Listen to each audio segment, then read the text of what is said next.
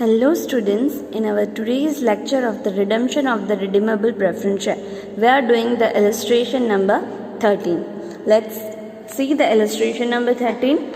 A limited company whose issue a share capital on 31st March 2016 consists 3007% redeemable preference share of rupees 100 each fully paid and 10,000 equity share of rupees 100 80 rupees paid up, that is equity share, decided to redeem a preference share at a premium of rupees 10 per share.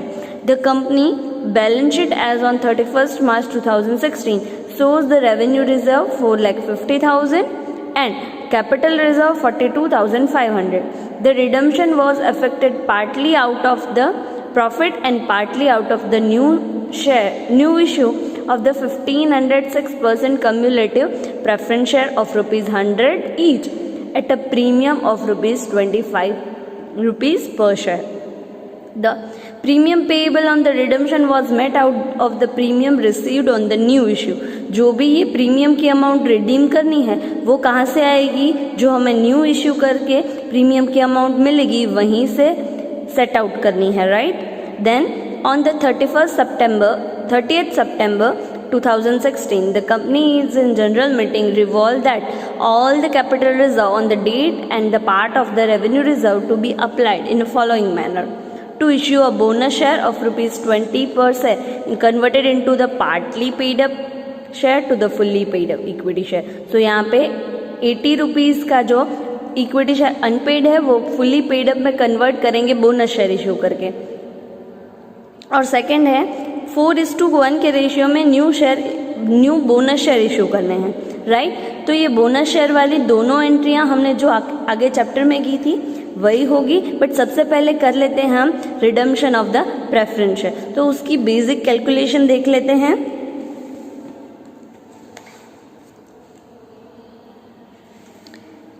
Illustration number 13.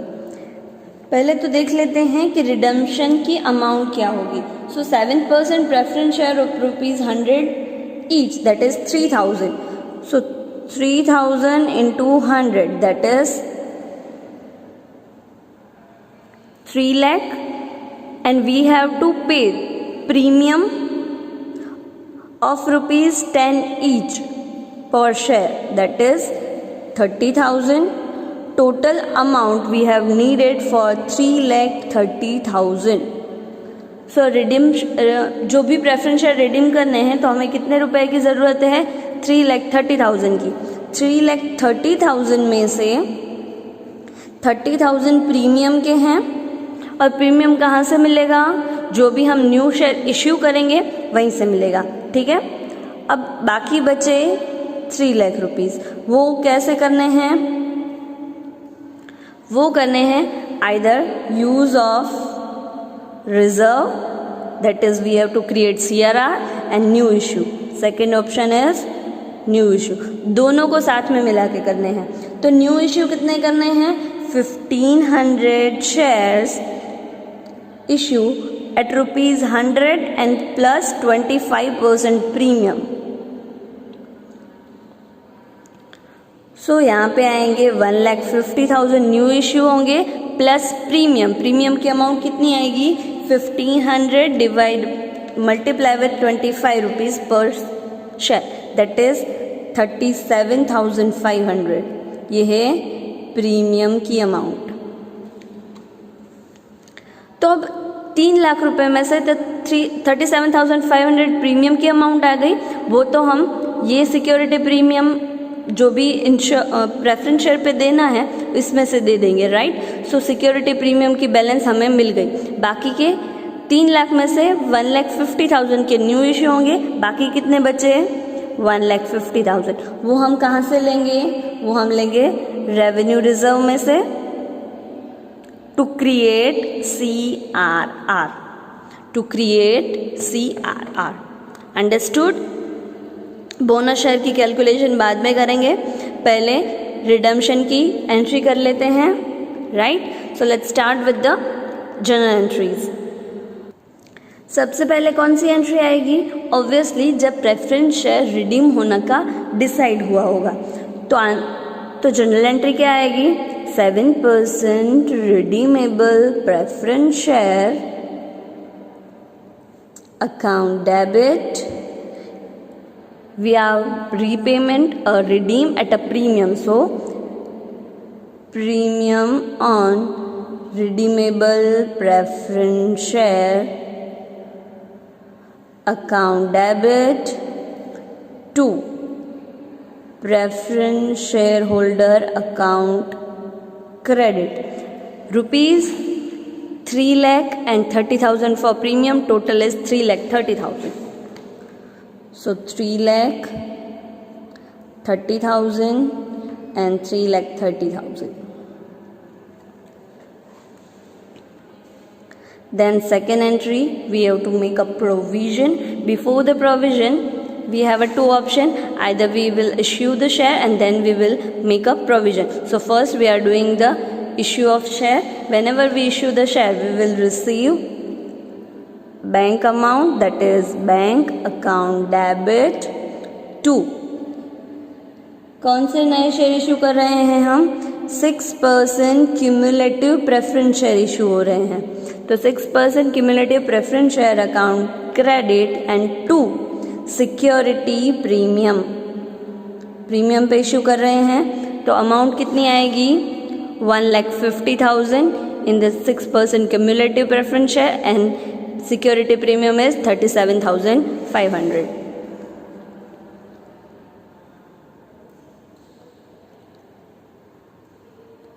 Total is 1,87,500 we will receive from new issue of shares.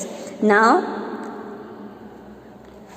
बाकी के 1,50,000 का हम CRR create करेंगे, किस में से, revenue reserve में से, तो क्रिएट करते हैं revenue reserve account debit of rupees 1,50,000 to CRR account credit 1,50,000. Decide हो गया रिडीम करना है, दो प्रोविजन भी हो गए. अब क्या करेंगे, हम पेमेंट कर देंगे, हमारे पास बैलेंस इनफ है तो टोटली पेमेंट कर देंगे. किसको करना है हमें payment, preference share holder account debit, how much rupees, 3,30,000, 3,30,000 to bank account credit 3,30,000. Right, ये बेसिक 4 एंट्री रिडम्पशन की हो गई. अब 2 एंट्री हैं, 2 पॉइंट्स हैं जो बोनस शेयर में हैं. तो बोनस शेयर की तो एंट्री आपको आती है, फिर भी कैलकुलेशन दिखा देती हूँ. एक है जो पार्टली पेड अप है, उसे फुल्ली पेड अप में कन्वर्ट करना है. राइट, तो 80 रुपीज़ फुल्ली पेड अप है, 20 रुपीज़ अनपेड है, और नंबर ऑफ शेयर्स कितने हैं, equity share that is 10,000. So we will require a 2 lakh rupees for the partly paid up to the fully paid up share, and second 4:1 के ratio में new share issue हो रहे हैं. Total share है 10,000, तो कितने शेयर न्यू बोनस होंगे, sorry bonus share कितने होंगे, 2,500. So 2,500 into 100 that is 2,50,000. Total हम कितना न्यू बोनस शेयर इशू करेंगे, 2 lakh plus 2,50,000 that is total 4,50,000. Total 4,50,000. सो हमें प्रोविजन जो भी करनी है, तो टोटल 4,50,000 की प्रोविजन करनी पड़ेगी. तो किस किस फंड में से हम 4,50,000 अरेंज करेंगे.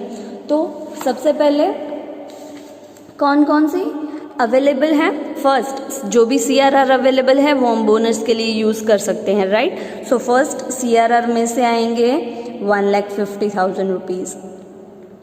राइट, अब क्या बचा हमारे पास है reserve revenue account. Reserve revenue account तो 1,50,000 का यूज़ हो गया है.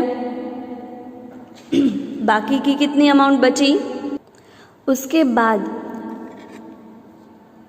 लास्ट में हम रेवेन्यू रिजर्व यूज़ करेंगे। उसके बाद कैपिटल रिजर्व है, कैपिटल रिजर्व की अमाउंट है 42,500, वो भी यूज़ कर सकते हैं। देन सिक्योरिटी प्रीमियम अकाउंट है जो 37,500 का क्रिएट हुआ था, उसमें से 30,000 हमने यूज़ कर दिए थे for the redemption of the preference share. So 37,500 minus 30,000 that is 7,500 is still remain. So 7,500 still remain. तो अब हमारे पास कितने रुपए हैं? 1,50,000 plus 42,500 plus 7,500 that is 2 lakh. 2 lakh rupees हैं। बाकी के 2,50,000 रुपीज़ हम कहाँ से लेंगे? रेवेन्यू रिजर्व में से लेंगे। कहाँ से लेंगे? रेवेन्यू रिजर्व में से लेंगे। तो हम प्रोविजन की एंट्री क्या करेंगे?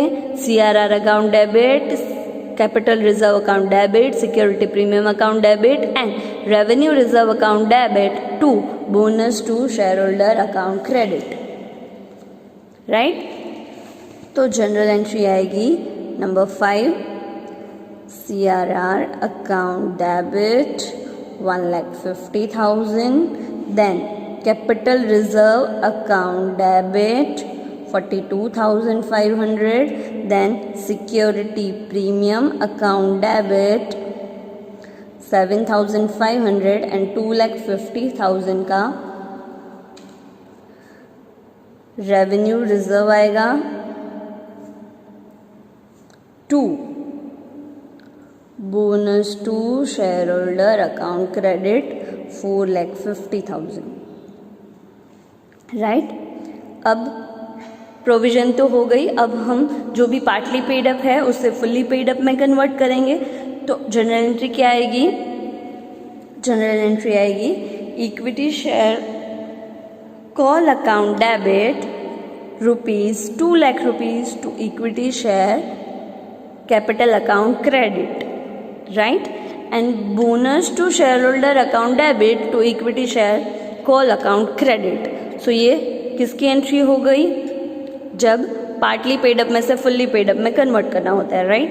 एंड देन 2,50,000 का 4:1 में इशू करेंगे तब, तो एंट्री क्या होगी?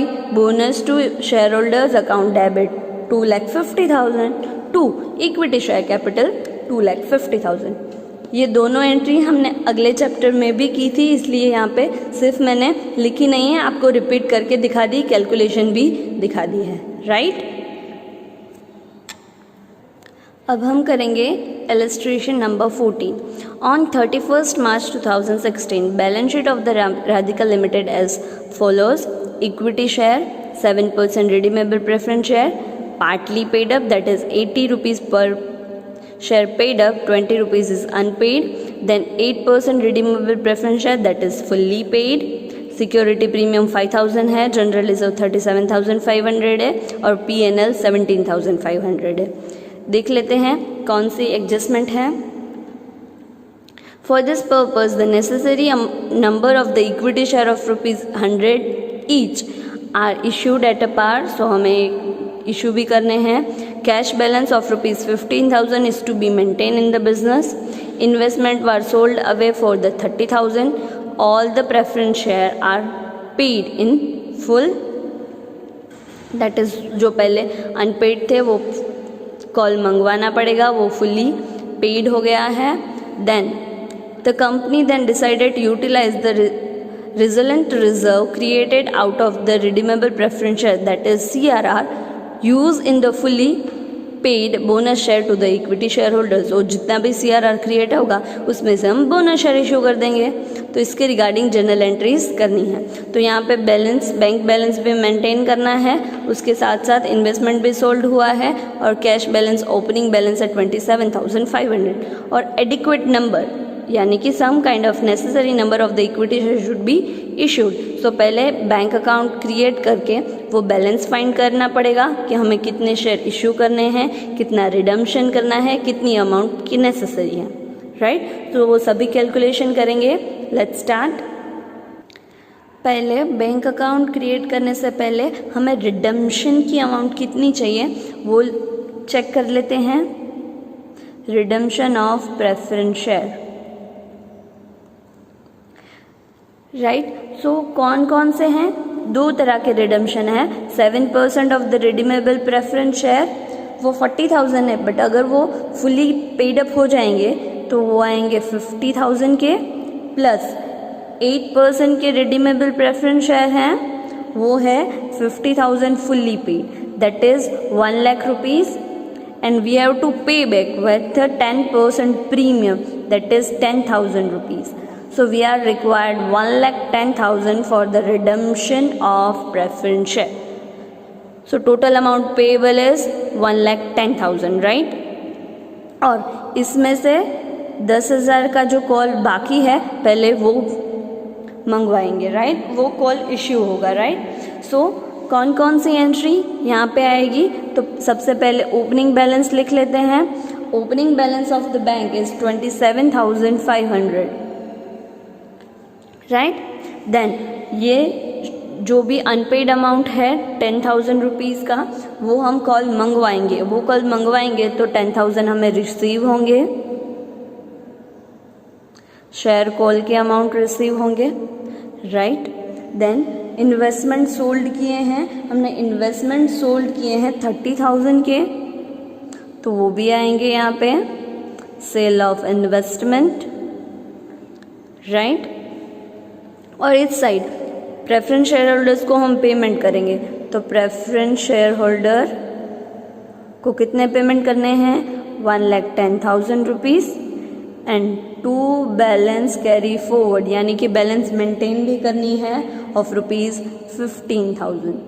तो यहाँ पे जो भी अमाउंट बचेगी उसके हमें क्या share issue, new share issue करेंगे, राइट, उतनी ही अमाउंट के, राइट। तो बैलेंस क्या आएगी? 1,10,000 plus 15,000 that is 1,25,000 minus 27,500 minus 10,000 minus 30,000 that is 57,500, that is issue of new share. This issue of new share at a par value. So यहाँ पे premium create नहीं होगा, राइट। सो हमें 1,10,000 रुपये जो पेमेंट करने हैं वो हम पहले तो देख लेते हैं। 1 लाख रुपए के शेयर्स की वैल्यू है और 10,000 प्रीमियम की अमाउंट है, राइट। इसमें से 1 लाख रुपए में से 57,500 इज अ न्यू इश्यू, बाकी का हमें CRR क्रिएट करना पड़ेगा और ये हमें सिक्योरिटी प्रीमियम में से पे करना पड़ेगा। तो सिक्योरिटी प्रीमियम की बैलेंस कितनी है? सिर्फ 5,000 रुपीज़ है। बाकी के 5,000 कहाँ से आएंगे? PNL में से आएंगे, राइट। सो बाकी का 5,000 हम PNL में से क्रिएट करेंगे। अब बाकी बचा यहाँ पे कितना हुआ? 1 लाख में से 57,500 के तो न्यू शेयर इशू हो गए, बाकी के 42,500 कहाँ से क्रिएट करेंगे? तो हमारे पास बैलेंस है, कौन कौन सी बैलेंस है? सिक्योरिटी प्रीमियम तो यूज़ हो गई, देन जनरल रिजर्व है 37,500, तो जनरल रिजर्व में से 37,500 मिल जाएंगे, बाकी के 20,000 बचे, राइट। वो PNL में है 17,500, उसमें 5,000 तो हमने PNL में कितने बैलेंस है अवेलेबल बैलेंस? जैसे कि उसमें ओपनिंग बैलेंस है 17,500, उसमें से 5,000 तो हम सिक्योरिटी प्रीमियम में से दे देंगे, बाकी बचा 12,500, सो इनफ बैलेंस है। तो यहाँ पे 5,000 कहाँ से आएंगे? PNL में से आएंगे, राइट। ये सारी बेसिक कैलकुलेशन आपको करनी पड़ेगी। पहले न्यू शेयर कितने के इशू होंगे वो यहाँ पे एट पार हो रहे हैं, और 1,10,000 रुपये हम कैसे पेमेंट करेंगे? 10,000 सिक्योरिटी प्रीमियम के हैं, तो उसमें 10,000 के में से 5,000 सिक्योरिटी प्रीमियम के इनफ अमाउंट नहीं है, तो 5,000 PNL के होंगे। इस तरह से 1 लाख में से 57,500 के न्यू शेयर इश्यू होंगे और 42,500 जनरल रिजर्व में से 37,500 एंड PNL में 5,000, टोटल CRR क्रिएट होगा 37,500 प्लस 5,000 दैट इज 42,500 का CRR क्रिएट होगा, राइट। इसी तरह से हमें इसकी भी जनरल एंट्री करनी है। तो सिर्फ मैं आपको स्टार्टिंग बता देती हूँ कि सबसे पहले कौन सी जनरल एंट्री आएगी। सबसे पहले जनरल एंट्री आएगी जो भी अनपेड कॉल अमाउंट है प्रेफरेंस शेयर का, तो वो सबसे पहले तो हम फुल्ली पेड अप के लिए कॉल मंगवाएंगे। तो एंट्री क्या होगी? तो एंट्री होगी 7% redeemable share final call account debit 10,000 to 7% redeemable preference share account 10,000, और अब वो रिसीव होंगे तो bank account debit 10,000 to preference share final call account credit 10,000। So सबसे पहले पार्टली पेड अप थे, उस कॉल जो अनपेड था वो मंगवाएंगे, बाद में हम डिसाइड करेंगे कि रिडीम करना है एट अ प्रीमियम। सो 2 प्रकार के प्रेफरेंस शेयर हैं तो दोनों रिडीम करेंगे। तो 7% preference share capital account debit, 8% preference share account debit, premium account debit 2, total 1,10,000 payable to preference share holders, right. तो सबसे पहले 2 एंट्री आएगी, पार्टली पेड अप में से कॉल मंगवाएंगे, उसकी फुल्ली पेड अप में कन्वर्ट करेंगे, देन डिसाइड करेंगे कि अभी हमें रिडीम करने हैं। बाद में जो इन्वेस्टमेंट हमने सोल्ड किए हैं उसकी एंट्री आएगी। इन्वेस्टमेंट की बैलेंस है 35,000 और हमने सोल्ड किए हैं 30,000 में, तो 5,000 रुपीज़ का लॉस हो गया। तो bank account debit 30,000, PNL account debit 5,000 to investment account 35,000। तो इन्वेस्टमेंट की एंट्री आ गई। बाद में न्यू शेयर इशू करेंगे, कितने के? 57,500 के। तो न्यू शेयर की एंट्री क्या आएगी? Bank account debit to equity share capital 57,500। अब न्यू शेयर इश्यू हो गए हैं तो ये प्रोविज़न करनी पड़ेगी और सिक्योरिटी प्रीमियम की भी प्रोविज़न करनी पड़ेगी। तो पहले तो हम CRR क्रिएट करके प्रोविज़न करेंगे तो जनरल एंट्री क्या आएगी? General reserve account debit 37,500, PNL account debit 5,000 to CRR account 42,500 that is 42,500, right. अब सिक्योरिटी प्रीमियम की एंट्री करेंगे, उसके भी प्रोविज़न करेंगे। Security premium account debit 5,000, PNL account debit 5,000 to premium on redemption of the preference share 10,000, right. अभी provision भी हो गई, इश्यू भी हो गए, तो अब पेमेंट कर देंगे। तो पेमेंट की एंट्री क्या आएगी? Preference share holder account debit 1,10,000 to bank account credit 1,10,000, right. और लास्ट एंट्री है बोनस शेयर की। जितना भी CRR क्रिएट हुआ है उसका हम बोनस शेयर इशू करेंगे। तो CRR कितना इशू हुआ है? 42,500 का, राइट। तो उसका हम 42,500 के CRR में से बोनस शेयर इशू करेंगे।